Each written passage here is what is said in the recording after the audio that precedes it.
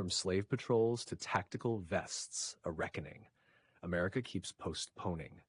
An educational historical long read with current events and timelines. By early 2026, Washington, D.C. has become a familiar stage for a familiar image. Lines of heavily armored officers standing stiffly behind plastic shields, rifles slung awkwardly across their chests, vests still creased as if just pulled from packaging. To many watching, especially residents of communities long policed rather than protected, the scene feels less like public safety and more like theater. Half of them look like they've just learned which end of the baton goes where. And the question hangs in the air, how much are we paying for this performance? That question is not new. It is rooted in a history that stretches back centuries, to a time when American law enforcement was never designed to serve everyone equally. Saw a nation on fire again and again. On July 10, 2020, as protests over the killing of George Floyd entered their second month, historian Amrita Chakrabarty-Myers wrote that America was set on fire, searching for a racial restart from smoldering ashes. That moment followed the killings of Ahmaud Arbery, Breonna Taylor, Dreestion Reed, and Rayshard Brooks, names that joined a long, devastating roll call. But Myers made clear then, as history still makes clear now, that none of this began in 2020, or 2014, or even the civil rights era. Black people in America have been terrorized by policing long before Black Lives Matter became a hashtag. The uprisings that accelerated after 2014, Ferguson, Baltimore, Minneapolis, merely forced a wider audience to confront a truth many already lived with. The modern police force behaves, at times, less like a civic institution and more like a domestic occupying army. Stormtroopers, critics call them, smashing down doors at night, shooting people in their own homes, choking citizens to death, tear-gassing peaceful protesters, firing rubber bullets at heads, destroying medical supplies and water stations, carrying assault weapons while brutalizing unarmed civilians. History suggests this is not an aberration. It is continuity. The slave patrol blueprint, policing in America, did not emerge from a neutral desire to keep communities safe. In the southern states, it arose from slave patrols, organized groups of white men tasked with riding roads at night to control black movement.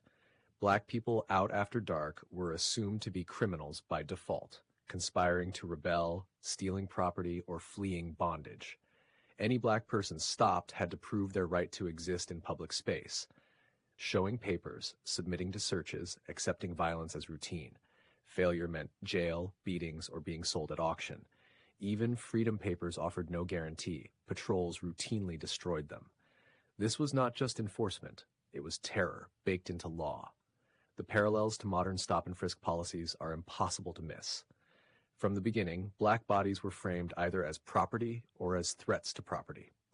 Police were created to protect white ownership, first of human beings, later of economic and social dominance. The passage of the 13th Amendment did not magically rewire this logic.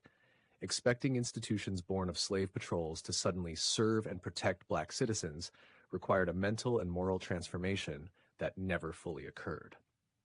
After the Civil War, many law enforcement officers openly joined the Ku Klux Klan. The overlap between policing and white supremacist organizations was not incidental. It was structural, and its echoes are still audible. Militarization by policy, not accident. Fast forward to the 1980s, the so-called war on drugs supercharged American policing.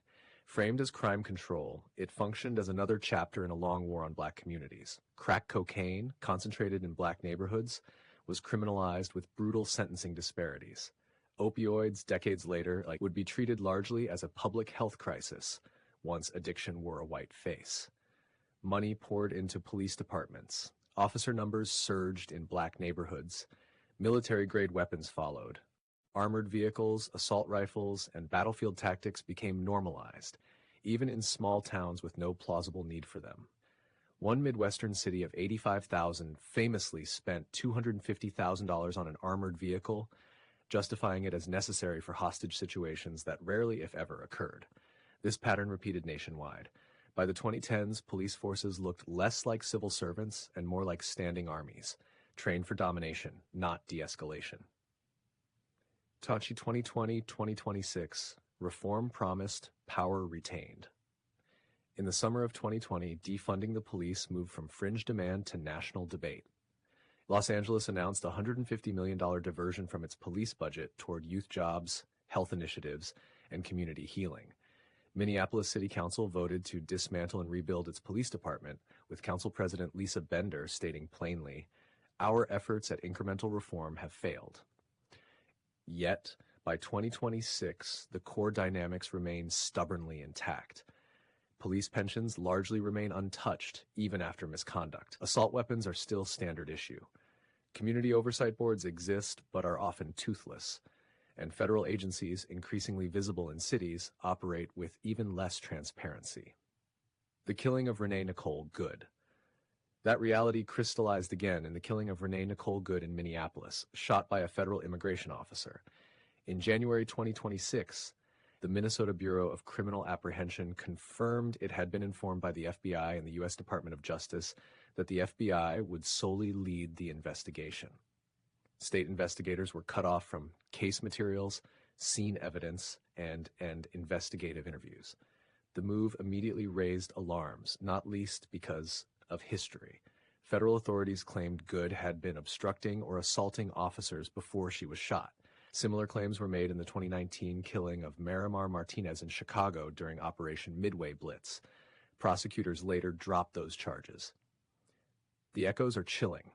Once again, federal agents investigate themselves. Once again, local oversight is sidelined.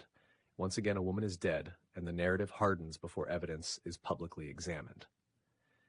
The Minneapolis shooting now joins a lineage that includes Franklin Park and Chicago. Cases where immigration enforcement blurred into lethal force and accountability dissolved into bureaucracy. The cost of the vest. So when people look at today's officers, ill-fitting vests, nervous hands on weapons, bodies recruited for a paycheck rather than a calling, the skepticism is earned. How much are taxpayers paying for this? For loitering displays of force?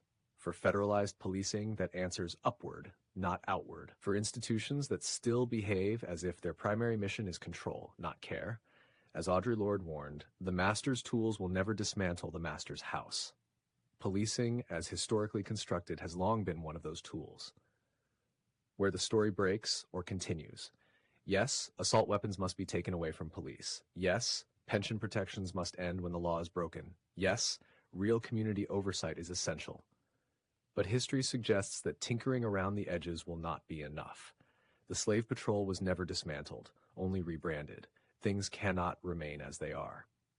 From 2020 to 2026, from Minneapolis to Washington, the question remains unresolved. Do we finally confront the origins of American policing, or do we keep paying for a system that was never meant to keep everyone safe? Where we go from here, and what kind of country we decide to build, is still up to us, but the clock is no longer on pause. From slave patrols to tactical vests, a reckoning. America keeps